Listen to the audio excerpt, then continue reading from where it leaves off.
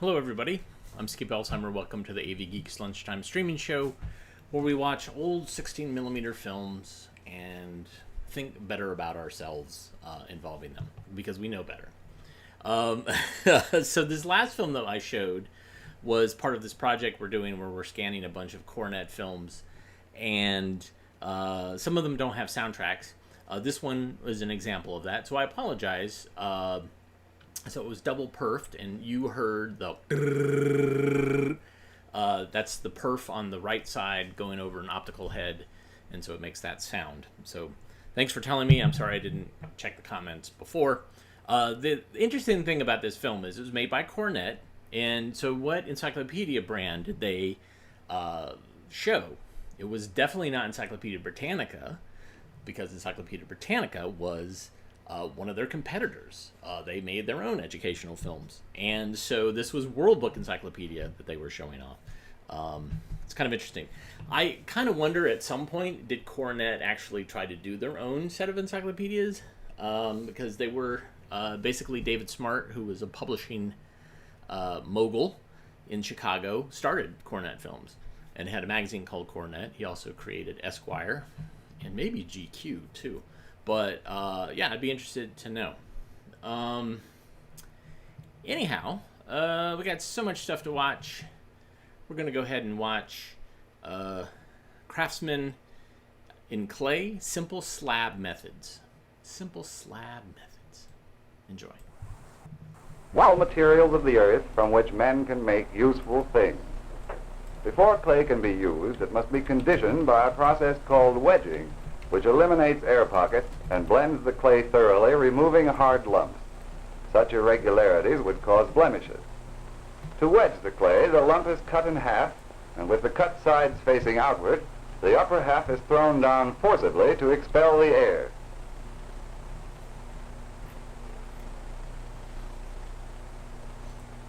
Cutting and throwing together is repeated 15 or 20 times. Then the clay is kneaded for further blending. The hands push well into the lump, and keeping the sides pulled in, reshape the ball.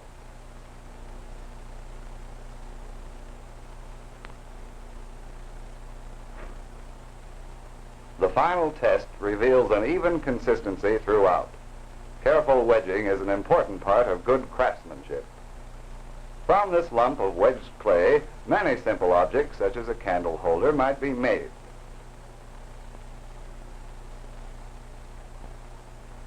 The potter's imagination suggests a wide variety of possible shapes. He should visualize the finished piece before cutting the clay. Of the many possible shapes, he decides on a tapered candle holder.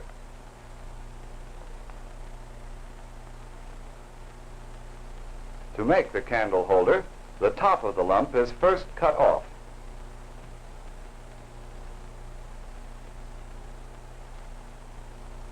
Cutting is done with a fettling knife, a stiff tapered blade made especially for pottery work. The top is smooth before the candle socket is formed. To make the hole, an ordinary candle is used. 2 notches are made on the end of the candle to keep the clay from sticking to it. The socket is made larger than the base of the candle to allow for shrinkage of the clay.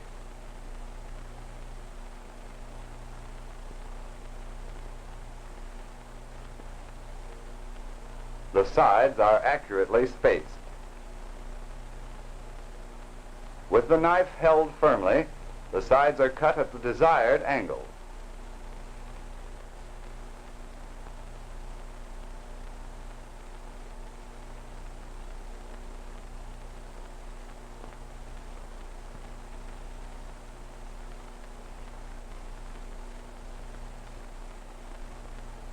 The piece is now set aside to stiffen until leather hard, that is, stiff enough to hold its shape but soft enough to be trimmed easily. This trimming process is called fettling, the process for which the fettling knife was designed. If pottery edges are left sharp, they chip easily. Therefore, they must be rounded. A final sponging removes the knife marks. The finished piece is then allowed to dry slowly. Most slab methods require a rolled out slab. A damp cloth prevents the clay from sticking to the table. The thickness of these guide sticks controls the thickness of the slab. One of the simplest objects to make from a slab is a tile, which requires a thick slab. First, the clay lump is partially flattened with the edge of the hand. Rolling is always started from the center of the clay. The rolling pin rides on the guide sticks, making the slab an even thickness. The slightly dry, wrinkled surface left by the rolling pin must be moistened. This is an elephant ear sponge. Its fine texture is preferred by potters. The final finishing is done with a rubber kidney.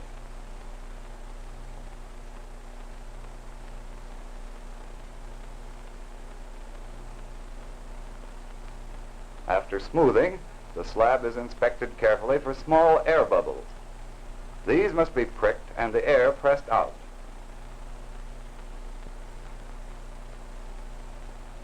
To make the slab easier to handle, most of the excess clay is cut off.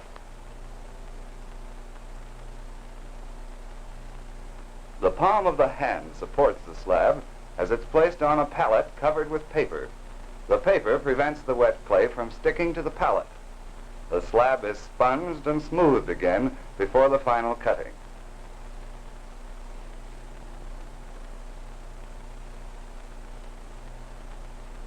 An accurate pattern of stiff cardboard is the cutting guide.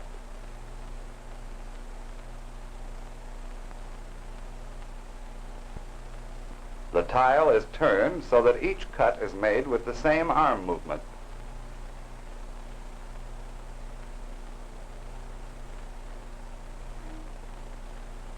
To avoid pulling the last corner out of shape, a downward pressure should be used at the end of the cut. The tile is now ready to dry. Slow drying helps to prevent warping. When leather hard, the tile, like the candle holder, will be fettled and sponged. A thinner slab is used for pieces requiring several parts, such as a low flour container. Rolling a thin slab is made easier by loosening it from the damp cloth before it's rolled to its final thickness. To make the flour container, the shape of the bottom is sketched freely on the slab. This technique of designing directly on clay often improves the harmony of line and proportion. The bottom piece is cut from the clay slab with the pricker.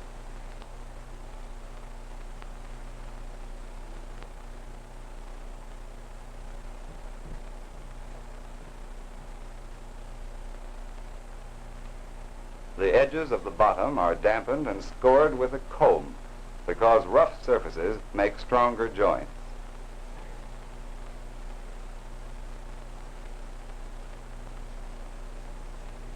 Side pieces are cut from a similar slab of clay and are scored like the bottom. A mixture of clay and water called slip acts as an adhesive in adjoining the two pieces of clay. The scored strip, placed in position, is worked back and forth gently until the clay takes hold. When attached lightly, the two pieces are knitted together with a modeling tool. The ends of the wooden modeling tool are shaped like small thumbs for detailed work.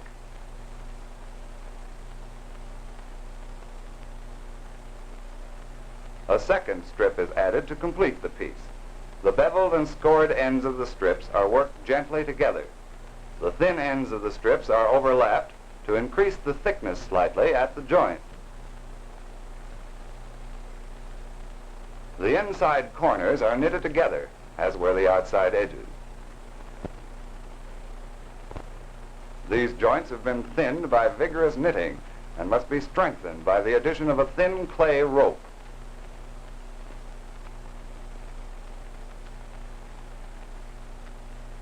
This rope is pressed into the inner corner and smoothed with the larger end of the modeling tool. When completely assembled, the finger and tool marks are removed from the piece with the sponge. The sides are then smoothed with a rubber kidney to ensure precise contours. The finished piece is set aside to stiffen until leather hard. The leather hard piece is ready for fettling. This gives it a craftsman-like finish and the rounded edges necessary in good pottery.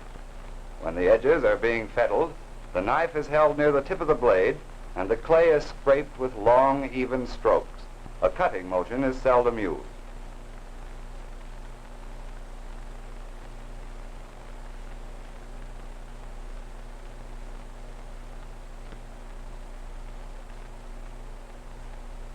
The center portion of the bottom is scraped down a little to remove the slight bulge which is usually present in flat-bottomed pieces.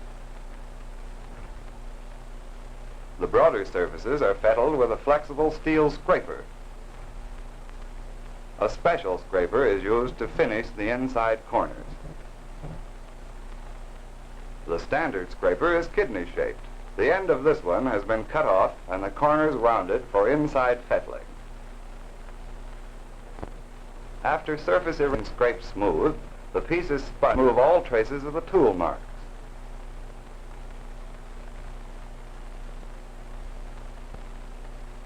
It is now ready to dry slowly. Many pieces of your own design can be made by these three simple methods. After drying, these pieces are finished by glazing and firing in a pottery kiln. Imagination in design and master craftsmanship will produce attractive pieces in which you may take pride and pleasure.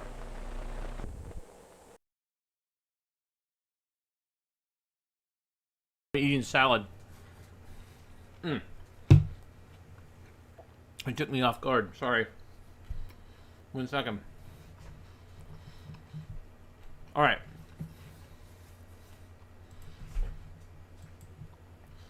I shoveled a big fork of salad in my mouth just as I saw it go to leader. I'm like, crap. I'm not going to spit it back out. So one of the things that we love to do here at AV Geeks is show you stuff that you might not have ever seen ever before, and kind of give you an insight on something that you thought you knew, but you didn't really know.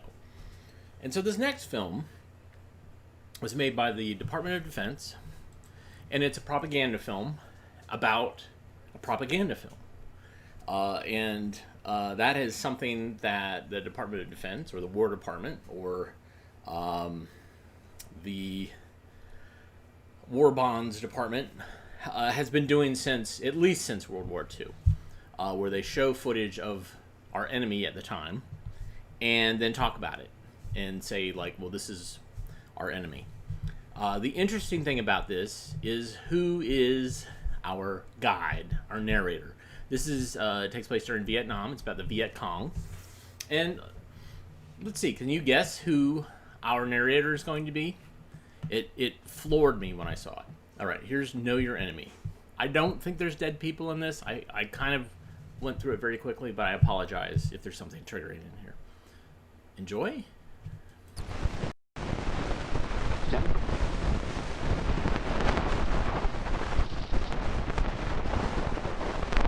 Communist organization for effort again.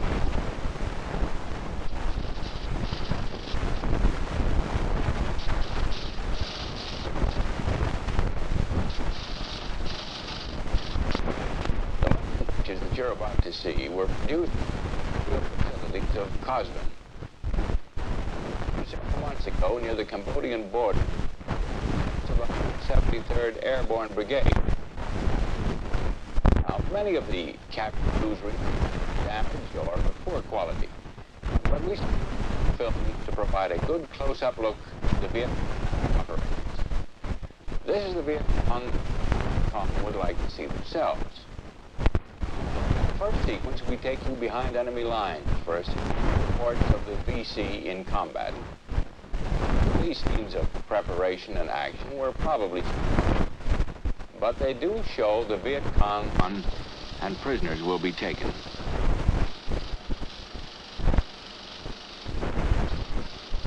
The regiment sounds the attack.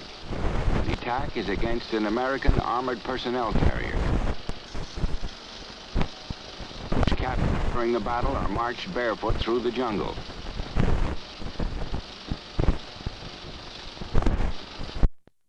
A series of newsreel sequences on Viet Cong attacks against Allied units in South Vietnam with China.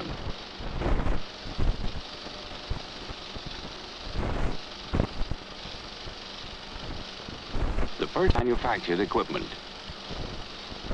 The South Vietnamese forces walk into the ambush and the Viet Cong open fire.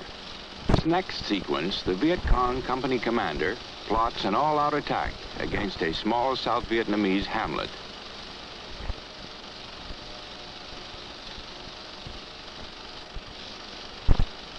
The bugler once again sounds the charge on the settlement.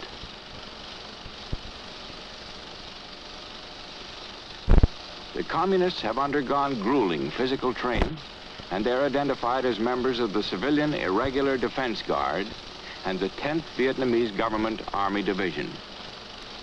The PWs, as in the earlier sequence, are marched off for interrogation. With the battle won.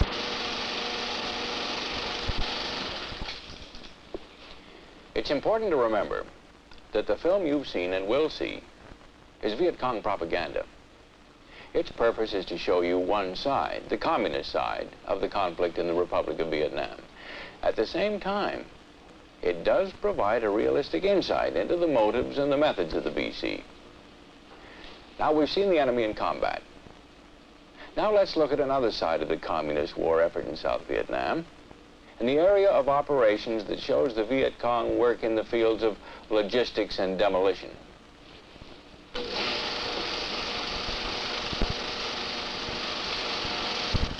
Much of the food, weapons, and equipment used by the Viet Cong is transported into tactical areas by walking the material across the countryside. Here, bags of rice are carried across a river and into the jungle.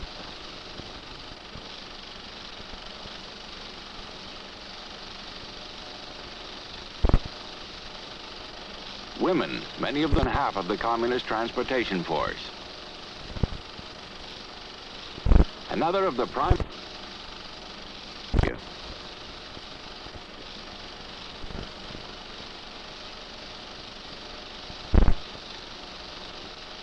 Prisoners are equally thorough in their utilization of captured weapons and equipment.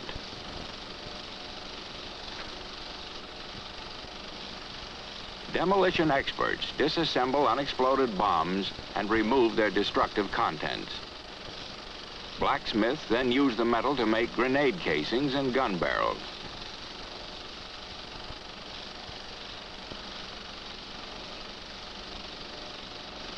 In the guerrilla warfare that the Viet Cong are waging, nothing is wasted. Everything is utilized. A train that has been derailed is grim witness to the effectiveness of the VC tactics.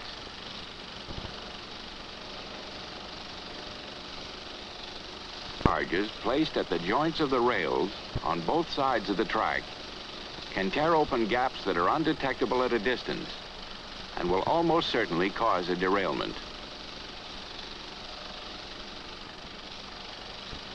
Here, with the aid of a model bridge, a Viet Cong instructor briefs a communist guerrilla before sending him out with the demolition team.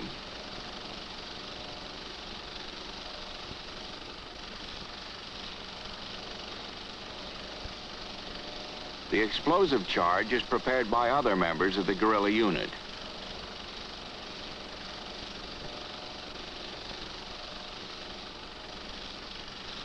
The VC move through the jungle toward their objective.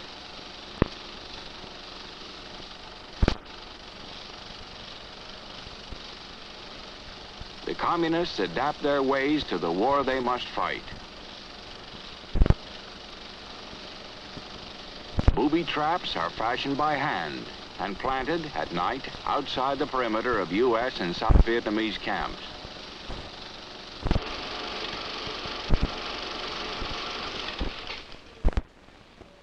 Up to now, we've been through the eyes of the communist camera at the battlefront with the Viet Cong. In this sequence now, we're going to focus on various propaganda and non-military activities of the enemy. We'll tour War Zone C with Chinese Communist correspondents, visit a VC printing office, explore an underground hospital, and watch a propaganda lecture by a 4-star North Vietnamese Army general who's the political officer and commanding general of the self-proclaimed South Vietnamese Liberation Army.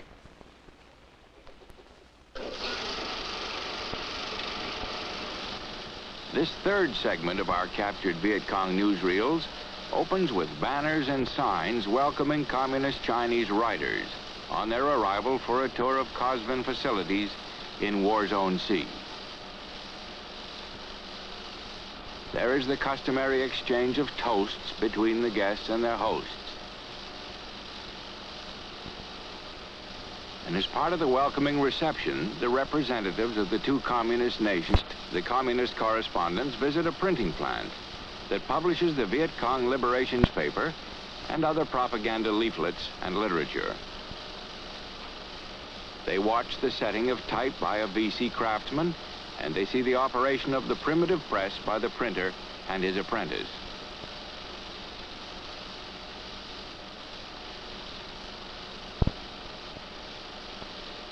The North Vietnamese Army.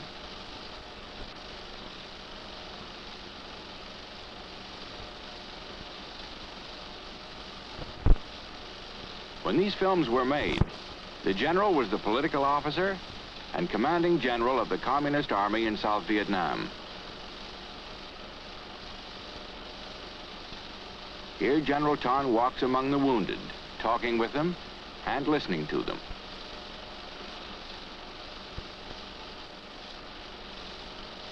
Continuing his tour of the underground facilities, the general commends the hospital staff for its contributions to the Viet Cong war effort.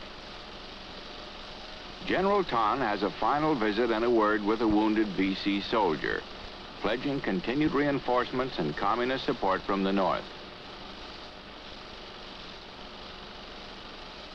Now, a meeting of COSVIN officials held to plan the winter-spring offensive of 1967 and to bolster troop morale for these campaigns. The featured speaker is the chief of the political section of COSVIN, Brigadier General Tron Do. The general tells the troops that there are 400,000 men in North Vietnam that can be sent south to aid the Viet Cong forces. In conclusion, he promises that North Vietnam will never negotiate for peace until it has achieved a measure of victory in combat that can be used as a bargaining power in such negotiations.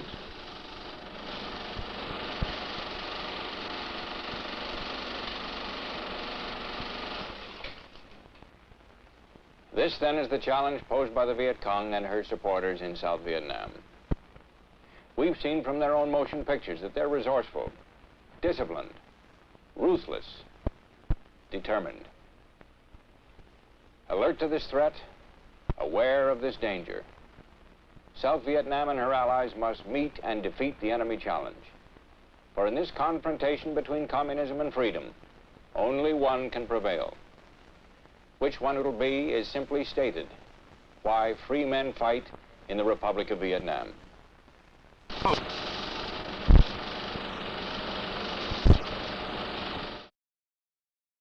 Well, that print was beat to hell. The beginning of it had water damage, so what was happening was the emulsion got wet, and then it kind of pulled away from and stuck to the back of the film. Somebody cleaned it, but they cleaned away that emulsion that was sticking to the place it wasn't supposed to be sticking. And so that happened not only in the image, but also in where the soundtrack was. And so that's why you got that weird sound. Not the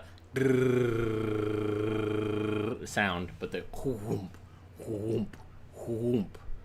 all right. So I have a film set up for me on this scanner. Globes, their functions in classrooms. Enjoy.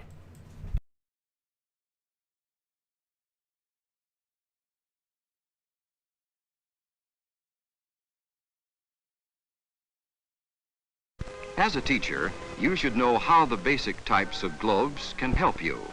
For example, there are slated globes, which have a surface similar to a chalkboard. You can write and erase on these if you use any good grade of white or colored chalk. Many globes have a surface finish on which you can mark with a grease pencil or China marking pencil.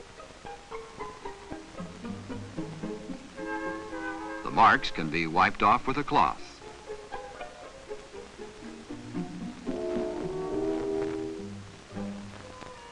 There are globes that show political divisions of the world.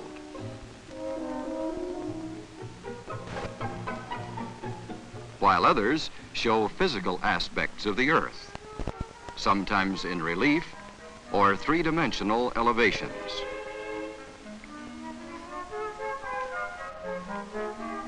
Some relief globes have few or no markings, so that you can paint elevation patterns and establish boundaries or other reference points to help teach important concepts. The paint can be washed off.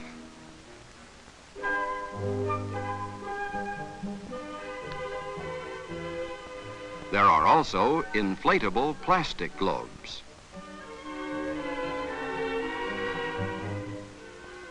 These are light and unbreakable, but they can be punctured. This globe, designed for science work, uses special attachments to indicate the length of day and night, climate, and the direction of the sun's rays.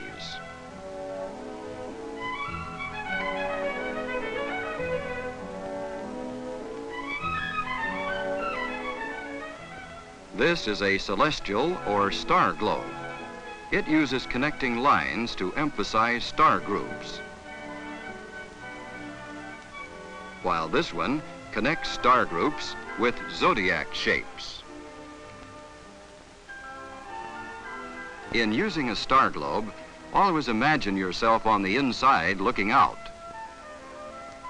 This celestial horizon ring contains much information for science and astronomy classes. Earth and star relationships can be learned with this advanced globe, which shows the position of the Earth in relation to the sun and the moon. This motorized satellite globe illustrates principles of planet-satellite relationships. A three-way switch allows separate movement of either the globe or satellite or both.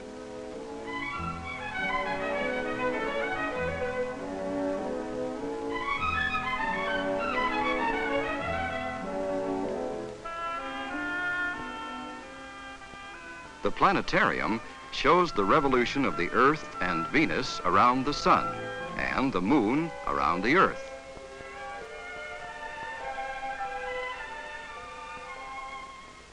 Mathematics classes will benefit from correlated circular graphs and slated spheres. Here, a spherical triangle in trigonometry is more quickly understood through the use of a globe.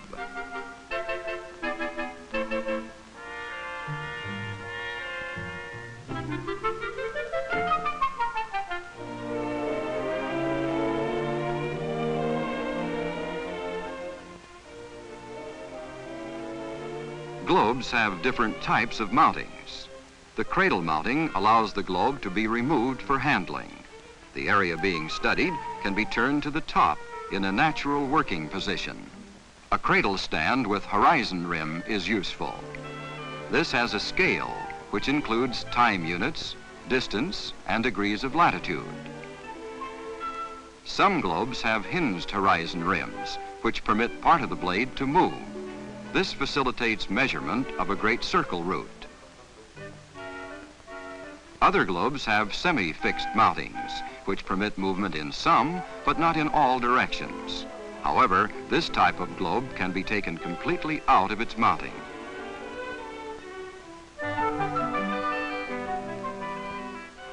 With a reversible mounting, you can measure a great circle route, then reverse the base so that all can see better.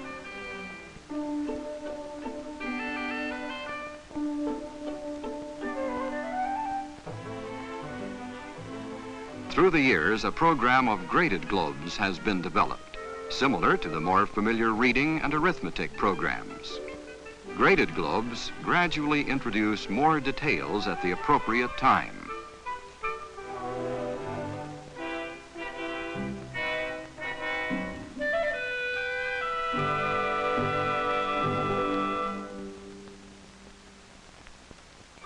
Globes designed for readiness programs in the lower grades have a minimum of symbols and contain only 2 colors, blue for water and usually buff or green for land. These 2 colors at this readiness level are sufficient to emphasize the natural aspects of the Earth's surface and to give a realistic overall representation of the world.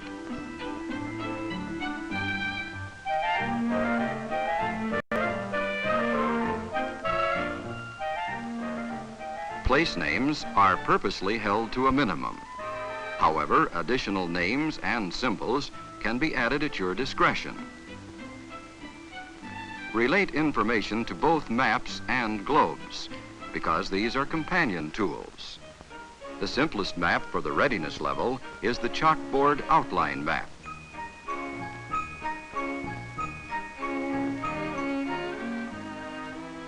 In the lower grades, you'll get better results if the children can use desk project globes. These are small enough to handle easily, yet big enough to teach important concepts, such as the Earth is almost round, like a ball. Discuss an imaginary plane trip around the world. Notice how the plane disappears as it circles the globe. Relate the size of the Earth to the length of time it takes a plane to fly around it. To help answer the question, what makes day and night, darken the room and use a film strip projector or flashlight to show how the sun's rays fall on one side of the Earth. Basic fundamentals, combined with your own creativity, will produce many good lessons using globes.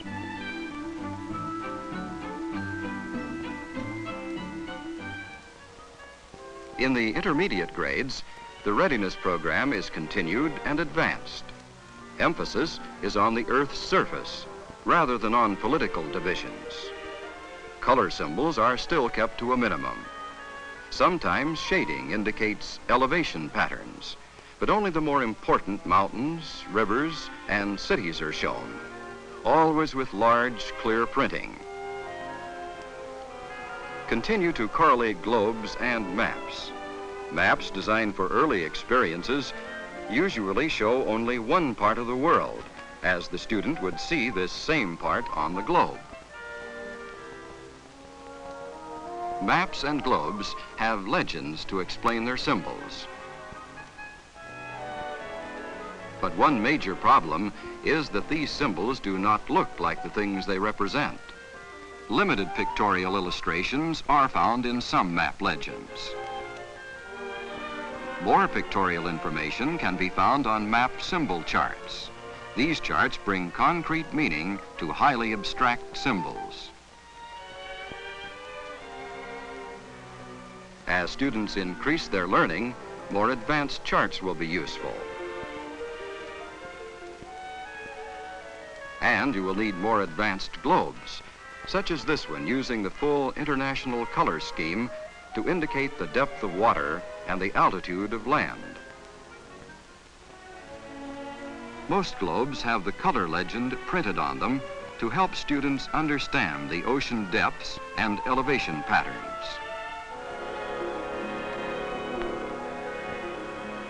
By choosing graded maps that correspond to specific graded globes, you can teach many concepts faster, and your students will retain them longer.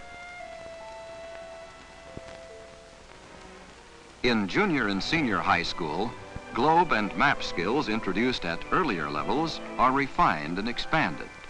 At these higher levels, globes 16 inches or larger in diameter are more useful. For example, they have over 75% more surface area than 12-inch globes. This larger surface area allows space for more details and the addition of features, like the time dial and the analemma. The analemma gives the latitude of the sun's direct rays at noon on any given day of the year and the difference between sun time and standard time throughout the year. There should be a 16-inch physical political globe in each secondary social studies classroom. This type of globe stresses natural features, but also includes man-made patterns such as cities and boundary lines. These students are relating maps to globes in studying routes of the explorers. High school classes can use many types of globes, such as this slated outline globe and the large 24-inch globe. Teach your class more about maps and globes by using other instructional aids like flannel boards, atlases, both physical and political, film strips, motion pictures, and bulletin boards. In the space age of today, our global world becomes increasingly meaningful.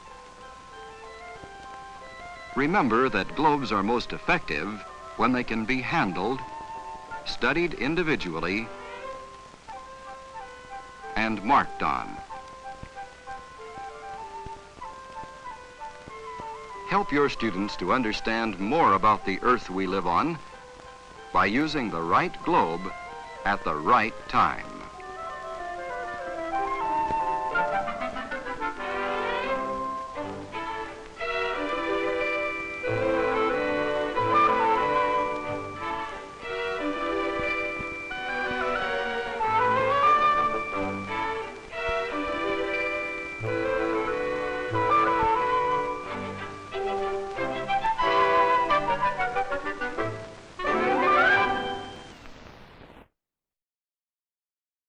First started watching that, I was like, no, don't mark on the globe, don't draw on it. What are you painting? What? So I guess that was part of what you're supposed to do, is like draw on a globe. Yeah.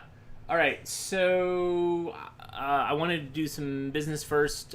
Quickly, I kind of compressed the toe tapping tournament right bracket. Some of you have been voting, and would love for you to kind of tune in and vote if you haven't already. Just email me at skip@avgeeks.com. So this is a 7-minute compressed thing. Enjoy. So we're going to start off with, and again, so there's 8 competitors and there's 4 one is junior.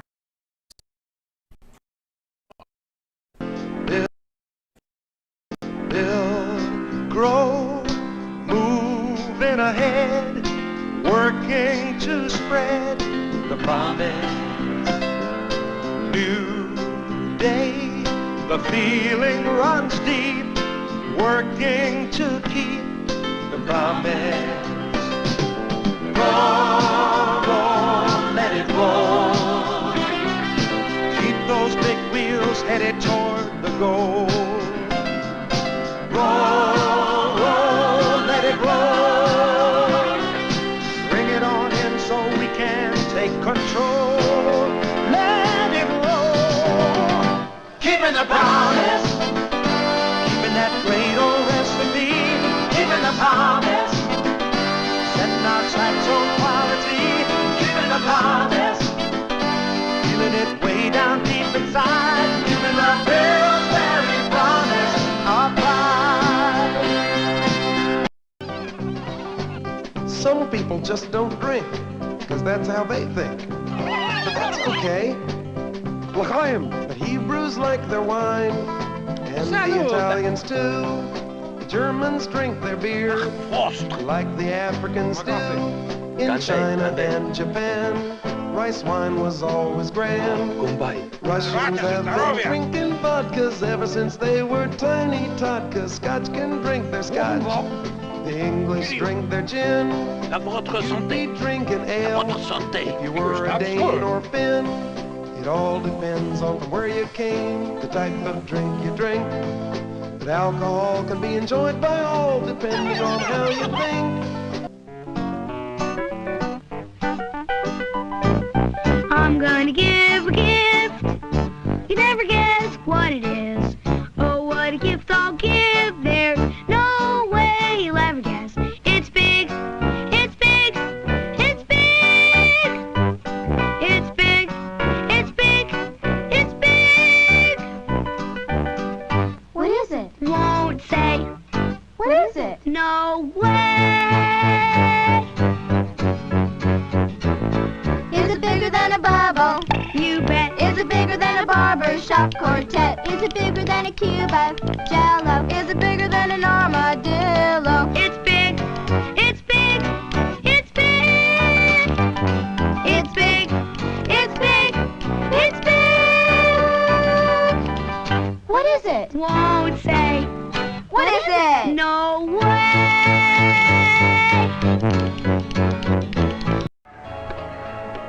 Back. Give it back, Jennifer. You make me very angry. You're playing very mean.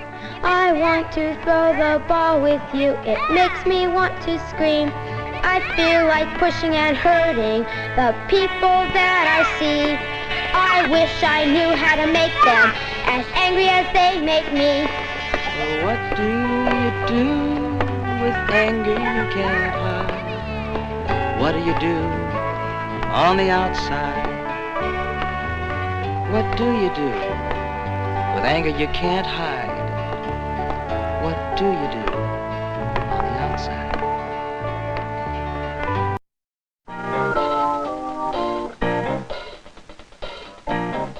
We can't send the students and teachers back to school hungry, so we're feeding them all breakfast. Each harder, you can do it. You can do it. Each harder, you can do it. You can do it. Each harder, you can do it. You can do it. Each harder, you can do it. You can do it.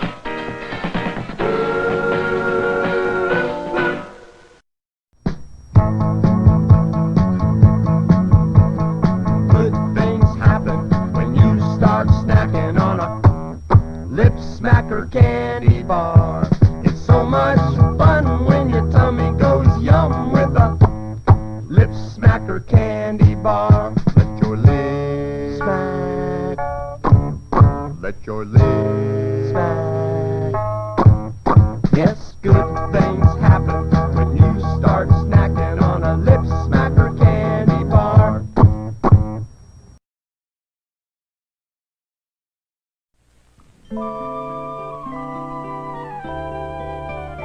There are many different kinds of boys in the world. There are many different kinds of girls in the world. There are many different kinds of birds in the world. There are crows. There are robins. There are many different kinds of trees in the world. Many different ways of saying please in the world. Just as there are different shapes of clouds up above, there are many different kinds of love, kinds of love, kinds of love.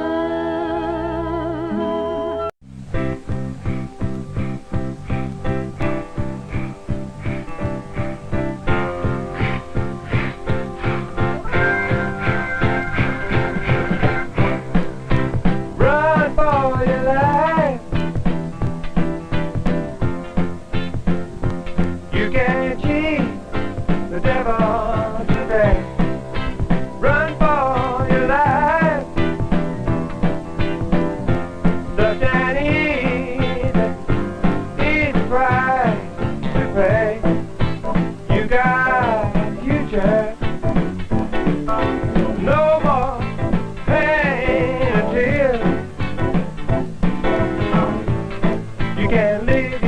body much looser when you run away you feel. Oh, now, if you just run for your life. Yeah, so anyhow, that's the right bracket. Some of you have been voting. I would love to get more of your votes. There's more people who are watching the show now than who have voted, so please send me your votes. skip@avgeeks.com. Unfortunately, we don't have time for the Sonny Bono marijuana film because it's 420, but I did find this is like a weird thing. I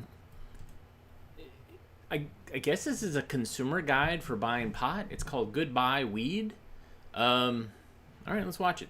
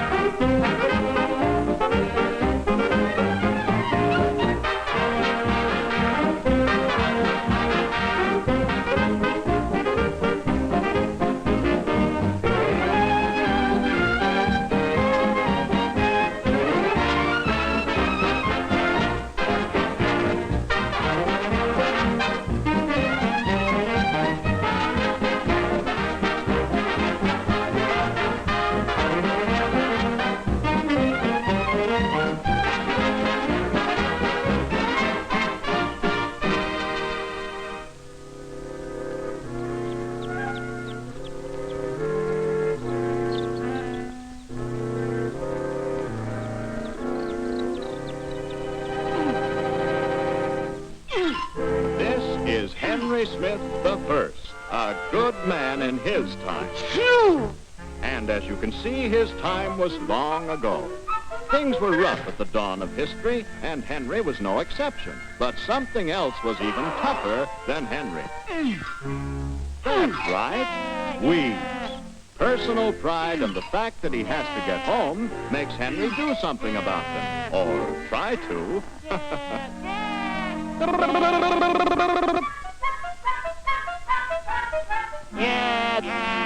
Poor old Henry, low man on the totem pole of progress.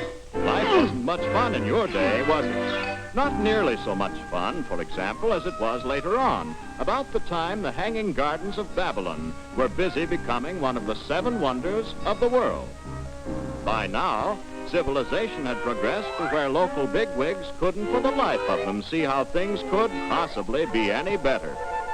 One local citizen, however, was rather sour on that idea.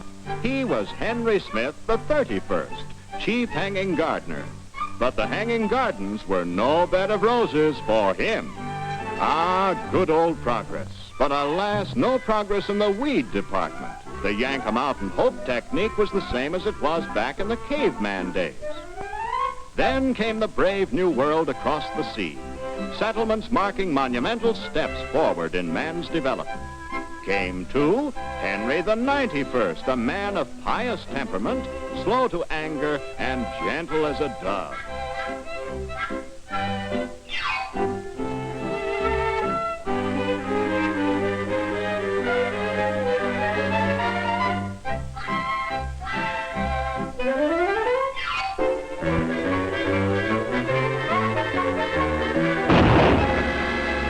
Were the good old days. Gone, all gone.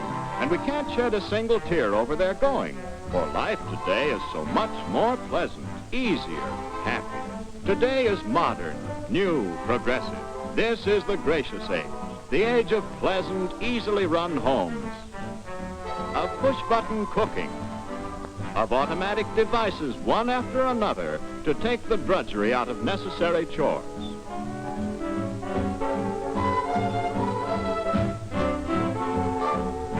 Yes, it's good to be alive today.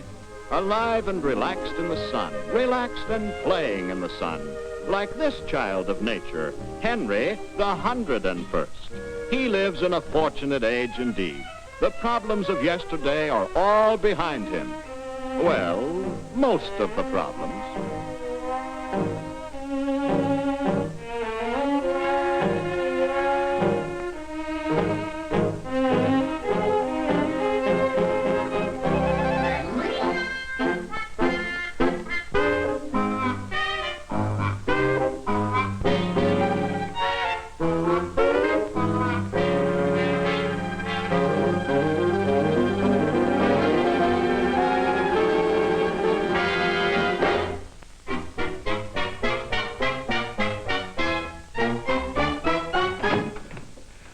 play golf on Saturday afternoons. This is Saturday afternoon. I play golf. What about the lawn? The lawn. The lawn we so proudly own, my pet, is spawn of the devil. It's a gigantic, inhuman plot against me and my good works. It is living, breathing proof that black magic stalks abroad today. To make myself perfectly clear, it kills me. I play golf!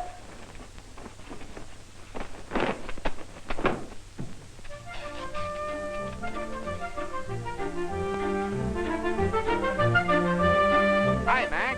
Afternoon. Your ball. Oh, thanks.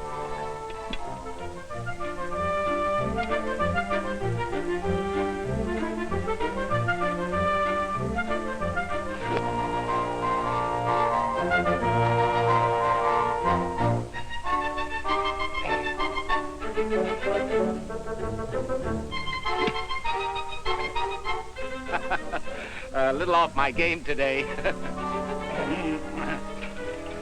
You should try loosening your grip. It's very helpful sometimes. Oh? Like this.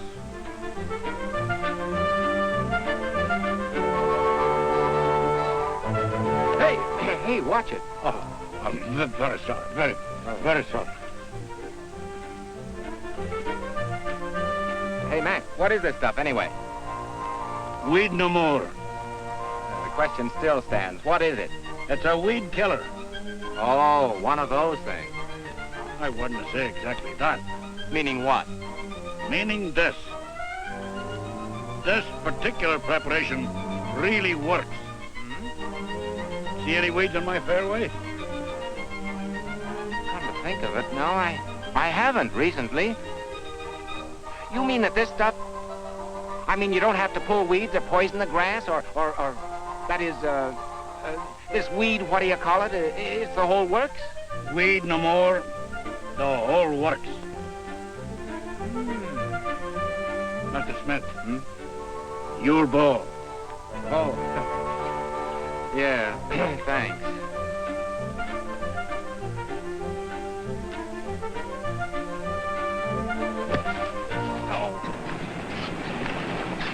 Wasn't bad around today. I didn't expect to break 100. Keep trying. Thanks for the lift home. Come in a minute.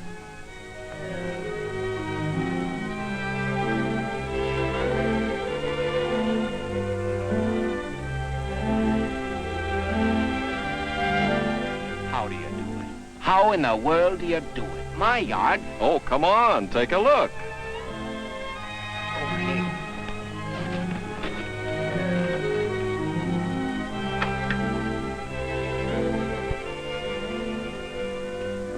That's all there is to it. Did the whole job. Whole works. Mac was telling me about this weed no more. Just what does this stuff do? How does it work? Well, it causes the weeds to commit suicide. I see. Would you mind repeating that? Well, this is not just another weed killer. It works where others fail. You see, industrial and university scientists worked out weed no more and developed it on the principle that it can be more effective to make a weed kill itself than to poison it. And when I say worked, I mean worked. From a theory to a proved, tested product was no overnight step. Years of research, hundreds on hundreds of experiments, large sums of money, and the result is literally a miracle of science.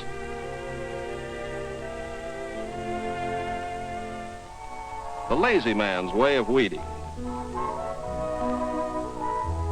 A surefire killer that works like magic, making weeds shrivel up and die.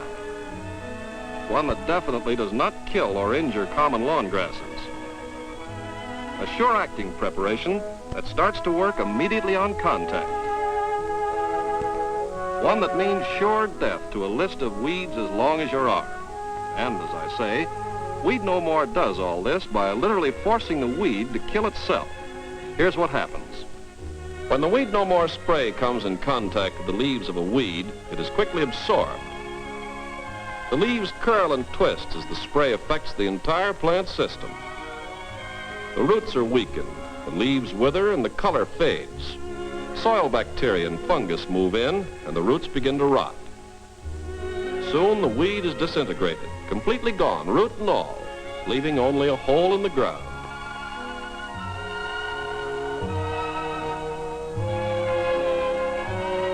Results begin to show within 24 hours.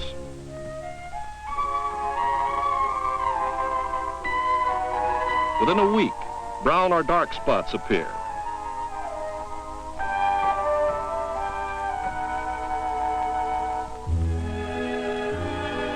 And in another week or two, the weed is completely shriveled, dyed, and rotted away, gone for good. It can never reappear later.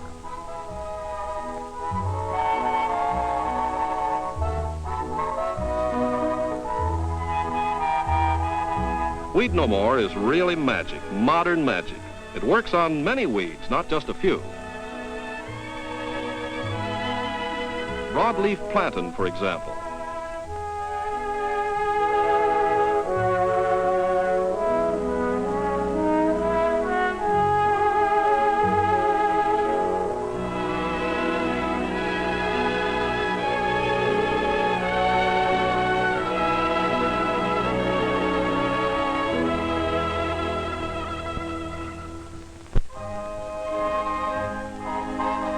Narrow-leaf plantain is affected in the same way over a like period of time.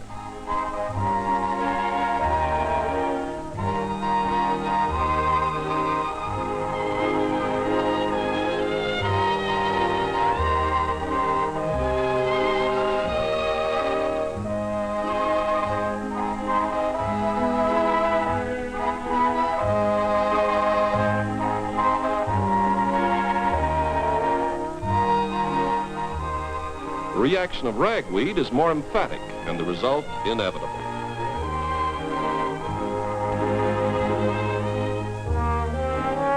And so on down the line. Black medic.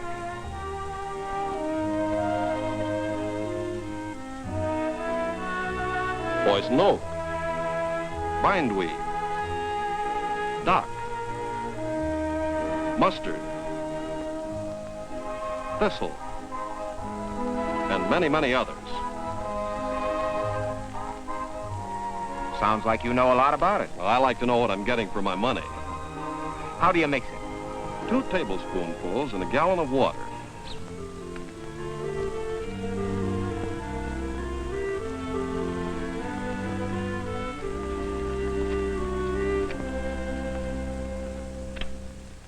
Weed no more, my lady. Oh, weed no more for me. Auction sale?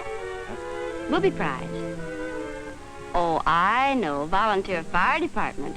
You, my pet, married a man of vast discernment, sound judgment, and rare acumen. What does it mean this time?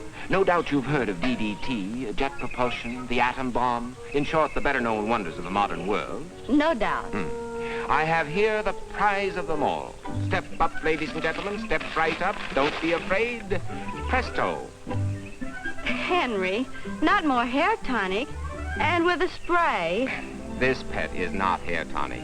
It's Weed No More, designed especially to take the backbreak out of lawn care, sweeten the disposition, and strengthen the soul. It's also designed to save time.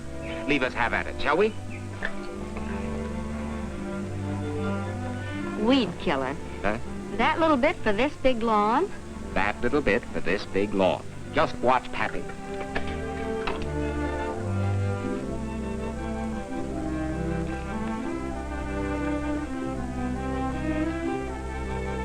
Only 2 tablespoons to each gallon of water. No. Yes, potent stuff. Highly concentrated. And $1 buys enough to treat the average lawn. Now, mix it well. And now, let us spray.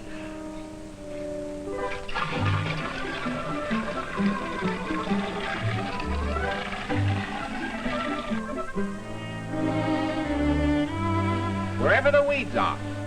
If the whole lawn's weedy, spray it all. If there are only weedy patches, spray the patches. Logical, huh?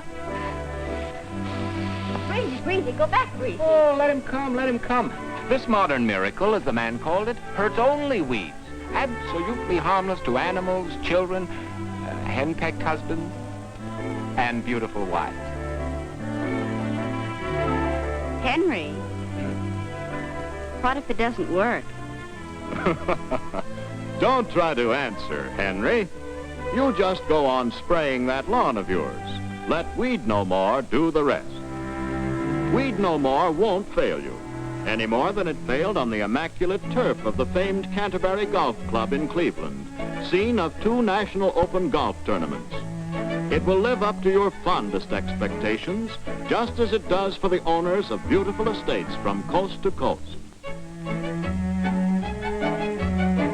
It will do the job for you as thoroughly as it does for well-known educational centers where carefully maintained grounds add charm and loveliness to their campuses.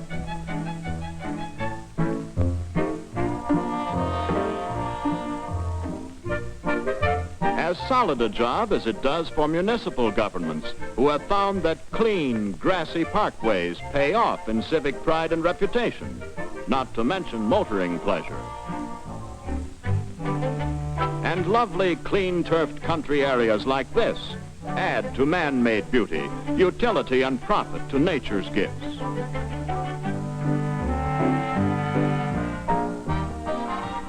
That's right. Just leave it to Weed No More from now on. That's all you have to do.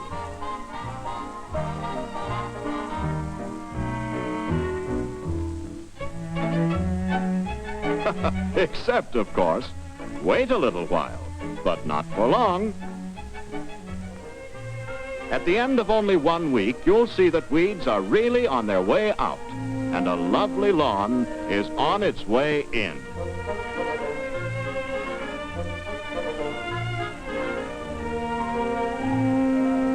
End of week number 2, and things look even better. It won't be long now.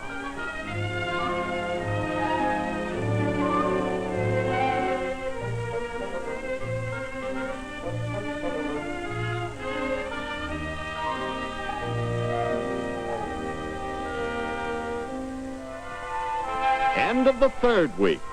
Complete success.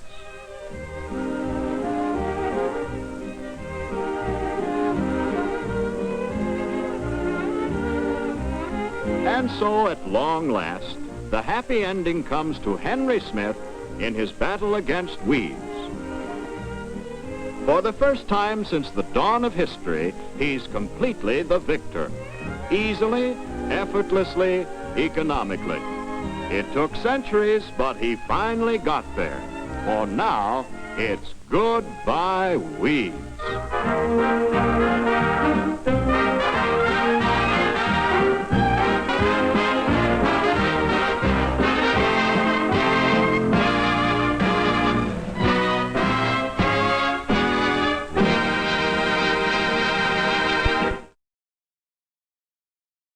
Okay, so that didn't have anything to do with marijuana, but I wanted to show it nonetheless. And I'm sorry about the audio sync. That was weird. I'm not quite sure what was going on with that. If it was the MPEG-4 or I don't know. You have a file structure, you have an audio stream and a video stream, and usually you have keyframes that sync up the points, but maybe this one was missing them. I don't know. One day we will find out. But thank you for tuning in today. Very much appreciated. If you happen to be in the North Carolina Triangle area, I'm going to be at the Alamo Draft House at 5 o'clock today, talking about VHS tapes, and might have some merch, some t-shirts for sale, some other stuff. Also, if you have some VHS that you need cleaned, I have a VHS cleaning machine that we can use. There will also be other vendors there for the VHS happy hour.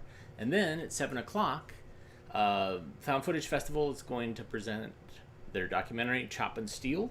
And it's going to be hilarious. And I will be there to intro them.